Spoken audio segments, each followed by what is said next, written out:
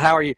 All right, Generation Ziglar community, as everybody starts popping on, we see folks from all over the country popping in. Let's see, we got Texas, Wisconsin, obviously, North Carolina, Oregon, Minnesota, and Panama. Not the Panama City, but Panama the country. So we have an international crowd with us. So I want to thank everybody for getting on and being with us this week.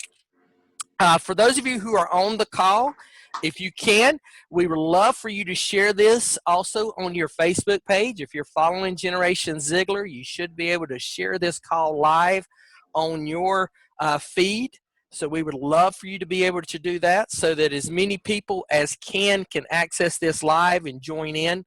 For the Facebook community that has joining in with us on Facebook, if you have any questions, we do have someone monitoring it, and they can get the questions to us, and we can respond to those live on air as we go forward. Otherwise, our group here will be sharing with us, and you guys prepare with some questions as well as you go forward. So this week I'm super excited because I feel like I found a kindred spirit. For those of you who know me in Generation Ziglar, you know I really have a passion to work with student leadership, to work for those who aspire to inspire others, their generation and future generations. You guys know that that's my passion of mine. And when talking with a friend of mine who I think was on our call 2 weeks ago, Rhett Laubach, he said, this lady you need to know. You're going to find some connection with, you're going to find a kindred spirit with. And as soon as I had our conversation and met Miss Patty on the phone, I knew this. There was such excitement and passion with this young lady as she joined as her and I joined and talked on the conversation. She has literally trained thousands of state leaderships, state student leadership organizations for mostly career and technical student organizations like FFA and FCCLA, FBLA, just countless ones all over the nation. She's booked, she's busy, she's excited, and I'm really excited that we have what I consider one of the nation's top youth leadership experts with us today. So, Patty, welcome to our crowd this morning. Hello, James and everyone. It is a pleasure to be here. And like James said, I felt like I met a kindred spirit too. Our phone call that could have lasted 10 minutes lasted a lot longer. Yeah, I have that problem with a lot of people. They say my phone calls last way too long. Because you lack so much energy, James. True.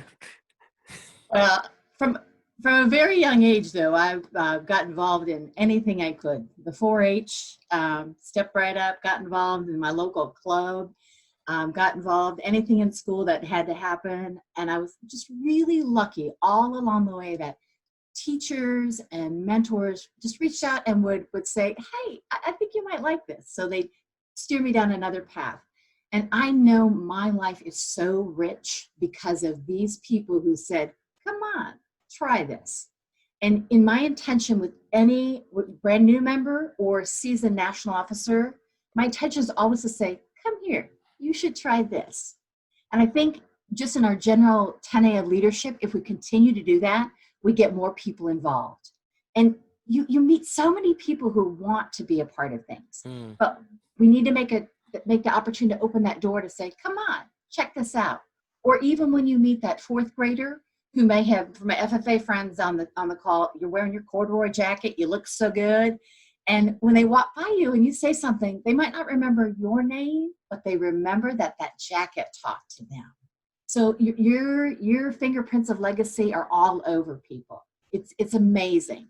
Well, and my own path was on the career and technical student organizations. Once I got to high school, I had a really gifted advisor who said, Patty, come on, you need to do this. And he was somebody you didn't argue with. He just said, okay. So I served on the local level as president, the state level, and the national level as president. And FBLA, still to this day, is such a vibrant place in my life. And it brought me to share with the other groups, all the CTSOs. I just finished training the state officer teams from Kansas on Monday and Tuesday. And it was fabulous. And every single opportunity, you just watch people feel more comfortable in their own skills. And those the educators in the call, you know exactly what I mean when they start to feel, yeah, and the confidence and the competence grow together. And as leaving high school, still was involved in my CTSO in college, as well as joining I'm an Alpha Phi of the sorority. Been a chapter officer at every level with them, and still to this day, advise a chapter for 30 years. That is not where I went to school, but because I want that connection of watching people develop. So if there are any Alpha Phis on the call, hello. So that brings me to today, that James reached out to me because my career is going to places and helping structuring things so people can learn their leadership skills and feel more competent in what they do. And it's a gift. It's a real gift. So that's my history, my story. I'm an addict, you could say, to joining. I'm an addict as well on this.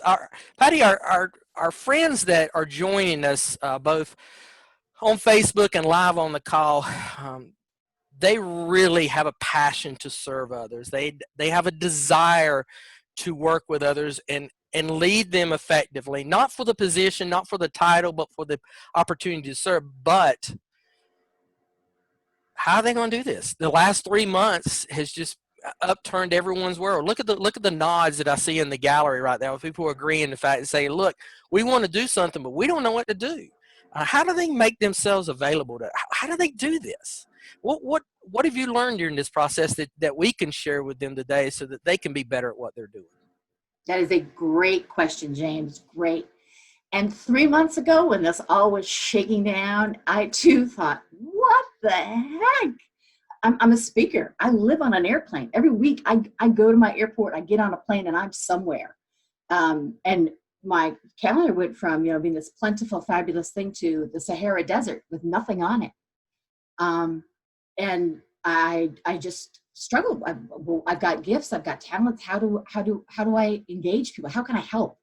So I just one night sat down on my computer, and I focused on my CTSO friends first, my state advisors all over the country. I said, I don't know what to do. How can I help? How can I help?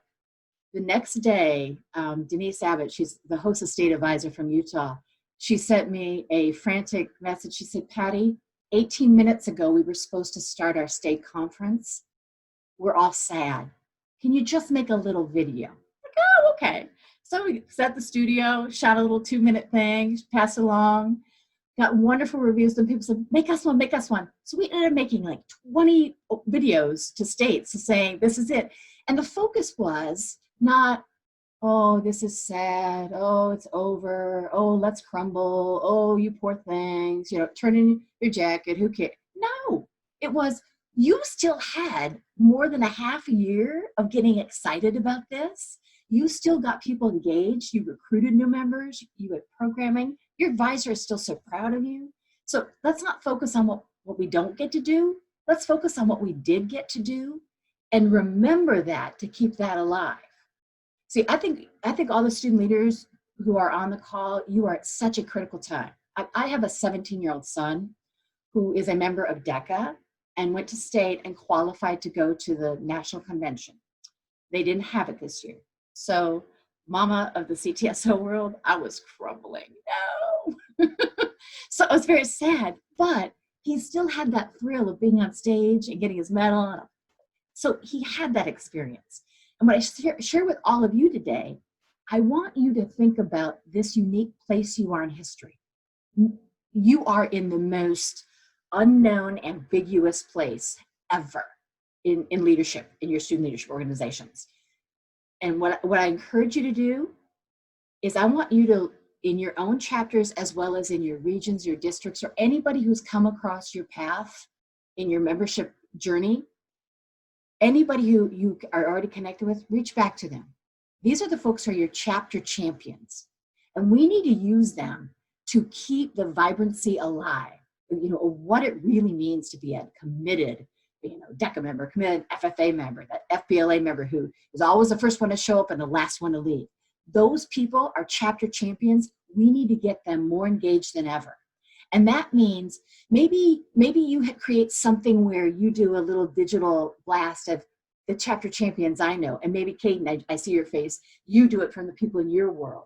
And then maybe later on, Carolyn, you do it from the people in your world. And we toss it around. So we give everybody up. But what we're doing is we are spotlighting those beautiful people who do great things. Because all of you on this call, you know, when you sit at home by yourself, you're not at lunch with everybody like normal. You just miss those pieces of your day. And this is a place where we can reconnect like, yeah, I love him. He is awesome. Oh, she was great. We need to make those kind of moments happen. And we're at a critical time. If we don't do it now, though, people will, forgetting will become bigger than remembering. So we need to engage now. Okay? Did y'all catch that? That's hashtag stuff there. Forgetting is, say it again. Forgetting. We need to engage them where remembering is the biggest piece. We don't want to let it get where forgetting is the bigger piece. Hashtag that and put it on your social media right now, folks, because that's crucial. Local advisors, this is it too. We've got to engage. And even if people have graduated, those seniors, they don't have, whatever their next level is of education, wherever they're going, that's unknown too. They're still stellar members of our organizations, maybe not dues paying, but their heart, their soul are still in the chapter. Use them. As an aftermath of this, I believe our alumni will be so much stronger in the future if we are smart and we engage them now. We need them, and any way they can help, if we reach out. We're all this big mass of people who care. We've got to open the door to let more people in to care with us. You know, it's almost like this has refined us, refined our skills somewhat. Things that we take for granted on how we communicate, we have to be so intentional now. We're getting better at it. You and I even sharing before how those who have had to convert from doing speeches live to doing speeches in a virtual way are better because of this reaction to this. Going forward on there.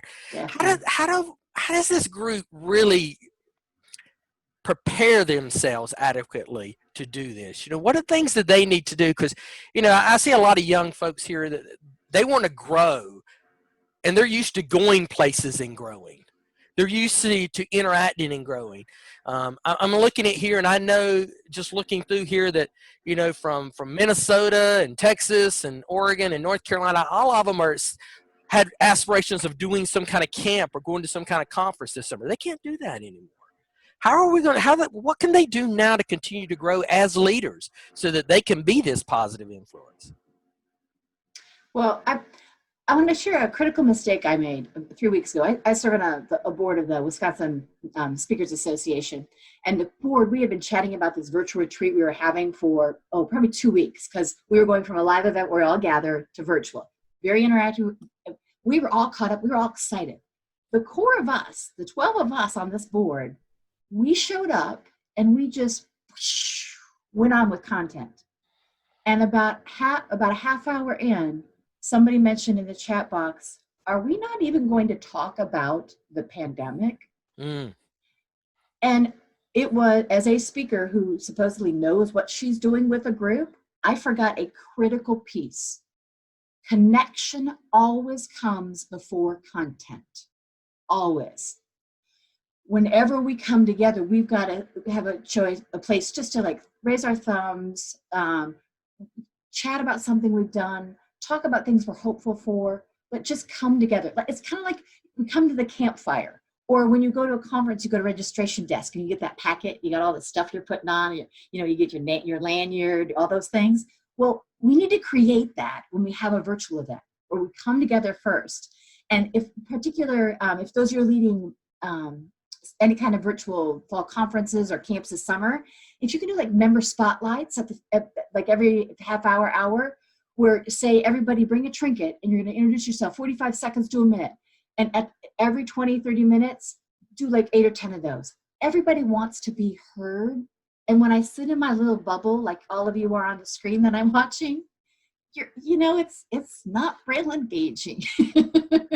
but I want to be heard. So you give me those opportunities. So that's the place where we help grow, and we help build the connection, I think, James. And as a leader, we need to also be real careful that we take care of the best leadership gift we have. And that is this whole body. Everybody that you're looking, that's what you bring. And if you don't take care of yourself, you cheat the organization out of what you could bring. So that means that we still are well rested, we still are well fed, we show up, and we're intentional when we meet that I want to do these things. We need to be that person. Self-care is never selfish. I can't say that enough. When we talk in the FFA world, living to serve, I know that. But you want to serve, but you need to show up with your best self. We talk quite a bit about that in our process of making sure that we use the analogy of, it's like you're serving water with a pitcher that you can go around pouring into other people's glasses, and eventually if you don't refill that pitcher, you're going to run out of things to give other people. And I love hearing what you said, because this is a lesson that we need to learn. It's something we need to do, is stop and fill ourselves back up so that we can fill others back up. Be that conduit. James, can I share a little story here? Please. My background is I'm a bachelor's degree in finance, and I have an MBA, so very business, obviously. And I've studied so much about organizational development, it would make your brain feel like putty, okay? But I had an experience last summer. A member of my family was overprescribed opioids, and it was a horrible, horrible scenario, very, very sad, severely addicted. But she was lucky enough to get accepted into a rehabilitation program at the Mayo Clinic in Rochester, Minnesota. Fabulous. But every Friday, it was a 4-week program. Every Friday, we'd show up as family members to support them, to learn how we could help them when they came back. And we had this spunky little petite woman who would hop in the middle of this giant conference and lead us through discussions. And one day she said, now you need to tell me, what are you going to do when your loved one comes home? And one by one, we went around the circle and everybody shared their stuff. And basically we said, well, when they come home, we'll sit down with them, hold their hand, give them a hug and say, how are you? And listen really, really good. After 20 plus people all said basically the same thing, she stepped a little further into us and she said, if you do that, you will send them directly to the road of addiction again. Harsh words indeed. She said, because when you ask somebody just, how are you? They look inside and they find the biggest place where they feel. And if it's pain they feel, that's what they'll focus on. She said, instead, if you want to help them get better, you always ask, what are you hoping for? What are you looking forward to? And when you do that, you literally give them a chemical fix of oxytocin in their body. It gives them a kick of excitement. And of decades of studying leadership, that is the most critical piece of advice I've ever heard. So as student leaders, we need to help people find their hope. And that means when you're online or you're at a conference, whenever that happens, we always ask the questions that are how and what. It's not about you and I as the elected leaders. It's about the person we're chatting to. We don't need to be interesting. We need to be interested. Ooh, there's another hashtag. Kagan, type that one into the chat box as well. We don't need to be interested, not interesting. Ooh, you guys are getting some quote stuff. I need to see some hashtagging on some social media today as you guys start forming. Well, before I go any farther, but I know you guys get tired of hearing me so much. Anyone on this group have a question? If so, just pop your hand up and I'll try to call on you. Or if I don't call on you, just speak out because I might miss you or something. Anybody have a question on this group before I go forward? Yes, no, I don't know.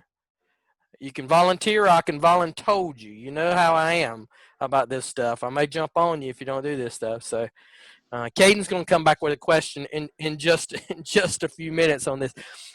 What is going to be the first step you think these young people need in order to be an effective leader in this new environment? We talked about self-care. We talked about, connecting with them. What types of things do they need to do? this group, because they're on this call, they're looking a step. What is my step one? You know, what do I do today? What is my first step? I think the first step, and we're lucky that we do have some solitude time to do this, even though our urge is, we want people, is to step back and ask yourself, what are those things I believe? And literally write them down. Like, what are your top 4 things that are your cores in life? Okay? And then each one of those you look at and just consider this past week. What did I do every day? Did I really live that core? And if yes, woohoo, you know, awesome. But if maybe not, and if the answer is, I really wasn't that good, you know, I really wasn't that good of a wife this week. You know, I was a little frustrated. It's honest, crazy week. Maybe we need to look at that piece. And the reason I ask you to look at all those items that you claim you say, it's so easy to talk the talk. It is so much harder to walk the walk.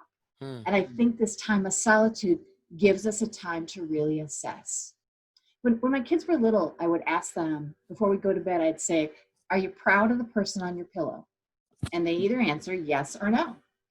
And if it was yes, okay, good, go to bed. If it's no, then it's the next questions. Well, what happened today? And then you talk about it, you identify it, you name it, you know what it is. And then the next question is, well, what will you do tomorrow to make that different?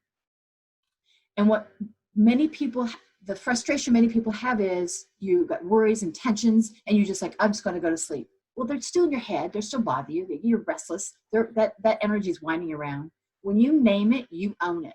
Okay? When you wake up in the morning, you know what you should do. And the next night, if it didn't work out great that day, what can you change a little bit more? But that way, instead of the world happening to you, you are using your tools to live the life you want. Guys, y'all are getting so many great things. Are you proud of the person on your pillow? I don't, this is one of these calls where I'm so into it right now. I'm forgetting that we're here for you, that I'm learning so much myself, that I'm forgetting that the crowd is even here. And I'm like, I'm taking more notes than you guys are. I mean, I don't know what you guys. So what questions do we have? Caden, what question do you have? Hey, am I on me? Okay, cool. So you talk a lot about, finding yourself before you help others. And as an extrovert, I have been struggling throughout COVID-19 of I can't reach out to people. But no, I know I need to focus on myself. How do I learn how to focus on myself? What are your tips of self-reflection and how to really just do that deep dive? My best advice for you, Caden, is to do a little thing I call the plus and the minus, or the gains and drains. On one side of the paper, put a big plus, okay? That's your gains, the good stuff. You write down all the things that you have to have in your life for you to feel fortified and solid and grounded, okay? You got those. Then on the other side, the negative, all those drains, you write down the things that when this happens in my life, I do not feel secure, I do not feel good, I know I'm faltering. And then you pick out your number ones in those lists, the things you have to have and not. So when you're talking about that you wanna reach out to be the strongest person you can be, you have to have those gains, those pluses in your life. And what's hard for those of you on the call that are student leaders, well, and advisors also, when you know what you should do, you know that intellectually. But operationally, when you get busy, because all of you are involved in 7,000 things and you need 20 more to do tomorrow, that's just your life. We get so busy, we often forget to take care of those things that we know put us in a better place because we're just busy. I'm in the middle, before this happened, I was in the middle of writing a book called Getting Beyond the Busy. Well, we all have a time out. Does that answer your question, Caden? Yes, ma'am. Thank you so much. All right. We've got some questions coming to us from Facebook. One of the questions that we have here is, what is the best way you see to not just get officers, but members that we work with motivated? Well, this is the easiest answer ever. You just ask. It's way too often when I go to a state conference or I go to a regional event where this group of elected folks are, they do so much, and they got their little beautiful blazers or jackets on, but it's about them so often. Every time we come together, if you really are being a good leader, you're thinking about succession. The people in that room are the ones who are going to replace you. You want them to be good. We've got to keep asking people to step up. And if I'm Freddie Freshman and I'm terrified because you wear that amazing blazer, or that FBLA blazer, that placard, oh my goodness, I'm intimidated. But when you open the door, you let me see that I own this organization too. Who else has a question that's on the call? I see JC in the bottom of the feed. Yeah. Yeah, I'll go ahead and ask mine. So Patty, here recently, so to give you a little bit of a preface on the question I'm asking, so a couple of my friends actually contracted the COVID sickness and came back positive. And so they've been dealing with that a little bit this week. And people that have interacted with them a little bit, a common sentence I've heard several times this week is, I don't know if I'm sick or if it's just my brain playing tricks on me. Just my brain telling myself that since I was near it, I'm going to get sick. And in doing some reflection on that sentence, I found that even outside of sickness, just in everyday life, we do that to ourselves more than we think with these thought processes and those big what ifs that we just let get in our head and just stay there and chew and gnaw away at our mental state. When you do stuff like that, because I know every human being does it, how do you combat against letting your brain play tricks on you, letting your brain play that big what if game about different scenarios and stuff that you throw around? What's some of the biggest tips that you can share with us, especially from a youth standpoint that we're in right now, that can really help us with that mental engagement and that mental health prospect? That's a great question. Jace, I have to confess, I live on the tremendously half full spectrum of life. My children, we don't say you're tired in my house. We say you're enthusiastic for a nap. Okay. That's where I'm coming from. So it's hard for me to answer this. But what I would share with you is a cool piece that actually Phil Boyd shared with you too about if I said green banana, you did this with some of you that on the call. You first said, don't think about a green banana. The first thing you think of is a green banana, right? Same principle. If you think about your day, yesterday or the day prior, what are the things that you spent most time letting swirl in your mind, okay?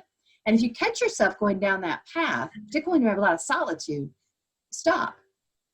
Write down some things. Put them on walls. Put them around you. Put them in your pocket. Look at things. Read things that you want to see. I have these little cool cards that I take when I go to conferences, and I put them out. They're quote cards. I say, just pick up whichever ones strike you that resonate with you. Take them home and hide them. I want you to find them. And you should do the same thing for you. These are things you know are good for you. So you've got to give yourself little morsels. But we have to remind ourselves because nobody else is there to be reminding us. Yes, ma'am. Did that answer your question, Jace? Yeah, absolutely. I really appreciate that. All righty. Patty Hendrickson would be, Mr. Ziglar would be so proud Can I of tell your a little story about enthusiastic for a nap. That is just so Ziglar-esque in what is going. All right, let's see. Got a couple folks who want to ask questions. Isaiah, jump on and ask yours, buddy.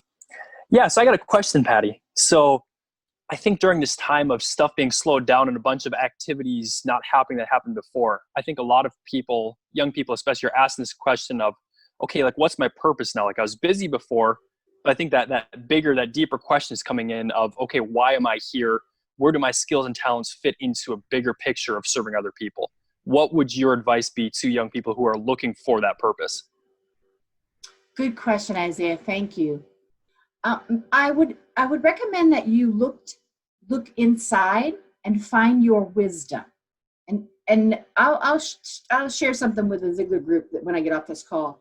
It's what I call your windows of wisdom or your cornerstones. And you just make a timeline, your whole life, like from, baby wham wham all the way up to now, whether you're, 18, 20, wherever you are, and write down all the significant things along the way that happened.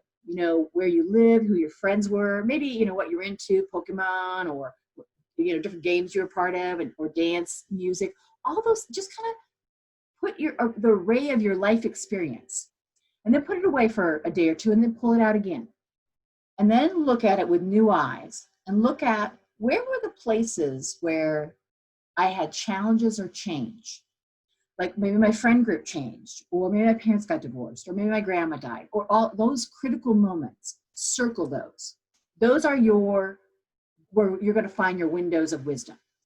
And then put it away again, come back to it, take it out, and just think about one of the circles and focus on what was I feeling, what was going on, what changed in me in this moment. You know, when my best friend and I quit being best friends, what happened and what did I take away from that? You know, it hurt. Maybe she would no longer want to be my friend, but I learned that I could connect with other people and form bigger friendships. Or maybe a friend that started to make bad choices, you had to sever that relationship. You chose to take control. So that your wisdom is, I have control of the choices I make. But in all those little windows, you'll find, and whether you're 18 or 80, we all have wisdom, but we're all so busy, we don't always take the time to find it. Reflection is a beautiful thing. Caroline, I saw that you had a question as well. You better ask it good because I noticed your teacher is on. Yeah, I have a question. What made you want to become a speaker? Oh, that's funny. I really didn't want to be a speaker. It found me. Like I said, I was a joiner and I was always involved with things, and a couple successes in a few other non-CTSO groups, and then came back and served in another realm. When I went to college, people kept inviting me back to speak, and I said, sure, yes. And then they started giving me checks, which was nice. And then the checks got bigger, which was nicer. So, and when I had a real job, it wasn't so fun. My joy and my thriving in life happened when I was with a group of people and we made magic together. So it found me. I didn't sit down and said, I want to be a speaker. Heck no, I was going to be a banker. Woo-hoo. Any other questions from our team here online? Before I got one question here. Savannah, who had to jump off for a second, she says, I have many ideas on how I can grow and improve myself, but I'm just not sure where to start first. For example, I want to start reading more, but I get overwhelmed with my pile of 20 books that I have to read. Where do I start? And then she said, does this make sense? I just need some, how do I start to improve myself? Where to start? Oh, that is such a personal question, and I haven't answered because I struggle with the same thing. I'm an achievement motivated person. That means when I wake up in the morning, I consider the world as a blank slate, and my job is to score points of things I accomplish. That's what drives me. Okay. So to do all these things is very overwhelming, just like you said, Savannah. And I want to share with you my favorite quote, and it's on my desk right beside me. It's by Oprah Winfrey. It says, not only are you responsible for this moment, but doing the best in this moment will lead you to another moment to do your best. So I think it's all about momentum. You've got to create your own momentum that you're proud of. And when you're an officer and you get asked for everybody else to do things, sometimes those other tasks get overwhelming. You've got to have that space and place that gives you joy, because that feeds you and you can be a better servant. I can identify so much with what Savannah's asking. When I was her age, I got me a small little notebook and I wrote down the 100 things that I want to do. This was a bucket list before the term bucket list was out. And I look back at that because I found that going through some stuff at home last fall when I was spending some time at my parents' home. I found that list again, and some of the things just were flat out crazy that I was going to do, like a mega marathon, which is 100 miles. I mean, how insane was I to even think that? I mean, I hated running then, and I, doing a 10K was a stretch, and I was going to do 100 miles. What kind of insane stuff is that? So it made me just taking a step back and saying, what do I need in this moment to get me to the next season of my life? What is so much fun? Because I can appreciate the fact that she's got so many books to read. And I feel guilty because I'm the one who sent her the titles of several more recently. Anyone else have a question here online? Hey, my question, Miss Patty, and I apologize for being late. I'm multitasking at the moment, but it actually has to do with books. And is there a particular title that you would recommend to youth leaders to read? I'm working on trying to figure out officer training for FFA, what it's going to look like, as most of us are probably trying to figure out what the world's going to look like in a month or two. And I would love to be able to assign them something that we can discuss and get something out of. Since we probably won't be able to meet in person, we could connect in that way. There are so many. There are so many.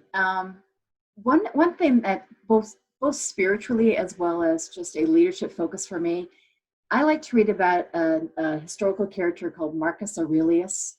He was of royalty, had everything in the world, but his quest for life was, I want to be a good man. I had this gift of royalty and living above, but I really want to reflect. And just to read just a paragraph of his thoughts is so inspiring. Marcus Aurelius. And you don't hear him quoted a lot, but it's pretty magical. And a book that was one of my all-time favorites, I think I've read 14 times, is The Alchemist, which is spectacular. And I'm also a fan. In the FFA world, you'll know what I'm talking about. Mr. Elmore, the Habitude series. Oh, just magical and nuggets. These are things you could break these down to elementary school level if you had to. Anything with a Habitude series. And just go binge watch Tim on YouTube for, 7 days. He's amazing. Brianna here put one in the chat, says, what tips would you have for to give to for having a perfectionist or ambitious personality on a team? How to work with that kind of person? Don't be so hard on yourself. The world will not crumble if you don't check off everything on your to-do list. You may think so, but it won't. And but that's who you are at the core of you. So you need to give yourself a break. But part of what drives you is when you can excel at that. And that's when you're a perfectionist, that's what's hard. You're fighting between these two worlds. This is what I need and want, but the world says I don't need that, and it's hard to achieve. So finding a resolution in that space with the people you work with. And also when you start out a team, just to come together and say, when you bring your best to the team and when you bring your worst. And if you all share that at the start, you are so far ahead. Just letting people know, this is when I've heard best, and if this is happening, I struggle. And the sad thing is, if we don't say that up front, we don't learn that until we're in a struggle. And then you're dealing with so many other pieces, it's just a dirty struggle. Forgot to mention that teacher that just asked the question, that's Caroline's teacher. So Aww. she's on here today deciding how to train Caroline a little bit better. You're busted, Caroline. Online, we have a question. Someone wants to know, let's see what the question is here again. They're afraid to ask people. How do they get out of themselves to ask members to get involved? How do they overcome their fear of, I guess it's a fear of rejection, probably. What if they say no? What if they laugh? So how do we get to there? Maybe first it's just creating this space where people can volunteer and be a part of something, and then just ask people, come on, we're all going, come on, grab another person. And when it just becomes a thing that you just do it. So it's not me asking, it's a group of people saying, sure. And if that becomes your culture and your norm, then your chapter is thriving and growing. But if it's just a small subset of 2 or 3 people who always do the extra stuff, your chapter is not thriving. Any questions from the group here? Anyone else have a question? You can jump in. Can I share one other thing though, a little like tidbit? Yes. I often talk about be a bagel, not a croissant. Okay, officers, heads up. So often when you've been at your home, and when we do get to be live again with one another, you run up to each other, oh, yay, and you have your little love fest, you all circle up real tight, just like a little bagel, all closed, right? Well, when we're a bagel, if somebody else is in the area and they don't know anybody else, there's no place for them to come because you're all circled up tight and just talking about what you share, okay? So first things first, the second you see a member, you should be 20 feet apart from each other, poof, like magic. It is not about you anymore, it's about the membership. And if you do have to do some things, Chalk, don't be that bagel, be a croissant, open up. So if I'm Freddie Freshman and I'm walking up and I don't know anybody, I could just land there. I wouldn't have to engage in conversation, I'm just there. But you give me a space to be and feel like I belong. And that's a gift to people who, particularly if they're new to the organization, or they're trying to figure out what the heck is this? I always enjoy giving that kind of advice to our young leaders, because I see that as well, that they tend to conjugate around those that are like themselves. For those who are like, maybe their first year in college, if they're a student leader and they're going to high schools, they're going to want to hang out with the seniors because that's the ones that are most like them. But if you think back to your own experiences coming through school or just growing up in general, you were most influenced by those ones that were most older than you when you were like freshman age than you were when you were a senior age. So if you want to have a greater impact, you need to reach out to those younger ones. They're going to remember it more. They're going to be more appreciative of it more. Anyone else in this group? I thought I heard somebody trying to jump in before we do this. Patty, how can this group get in touch with you? If they wanted to find out more about you and connect with you, where can they go? How can they follow you? You can find me in many ways. Patty at pattyhendrickson.com is the best. And you will respond always within 2 days to anybody who reaches out. If you're struggling with an activity you want to do or the virtual thing, if you're trying to build some kind of experience, I've got tons of resources to help you out because I've been messing it up as I'm learning along the way. So I've got great advice. As well as Facebook and on Twitter at Patty Speaks, PattySpeaks. Those are 2 ways. And social media, all platforms? Yes, but I'm of an age where I am on Facebook the most. I got an Instagram when I was working with the Georgia FFA just because they looked to me like I was a dinosaur. I understand that. I get that look quite a bit from this crowd, especially Jace. He looks like me like I'm a dinosaur quite a bit because he works with us a little bit more than some of the others on staff, sometimes helping us out as well. Patty, thank you. Thank you for the energy and the passion that you bring to this call and the smiles that you bring upon these people. I love watching it in the gallery, watching folks smile, watching the heads nod, knowing they're into it. And seeing the reactions of people on Facebook as they comment, and I like it when you see the little thumbs up go flying up on the screen when people are following you and stuff there. Any parting words to this crowd before we end it with them? James, what you said, I wanted to make a point, definitely. You're going to be living in the virtual world for a while. It's the fact, it's what it is. We can be sad about it, but it is just what it is. But if this is our opportunity, we should get really good at it. So explore, search, look, watch other people, what they do online and how they engage, and share that with one another. This is a space and a place that we come together.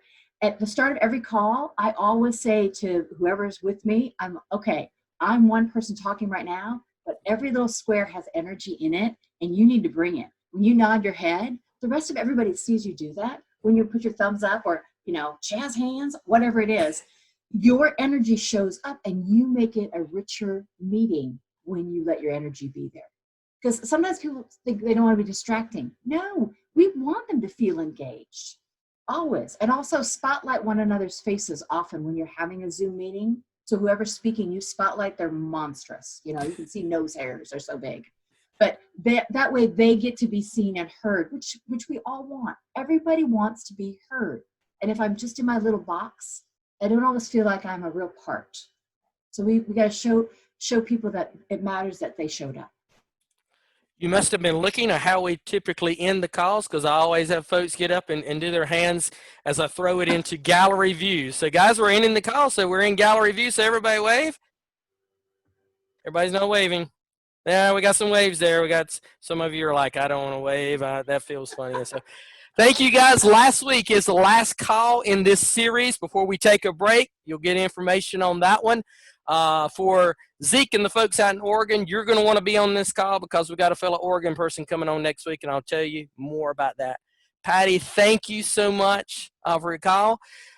Folks, you'll see the video for this will show up probably tomorrow or Saturday, the full video, and a quick clip we should have probably by the end of next week. And then in the month of July will be our quick clip month, where we'll have quick clips from all of our calls pretty regularly, so you can digest those in 5 to 8 minutes and be able to share them with others.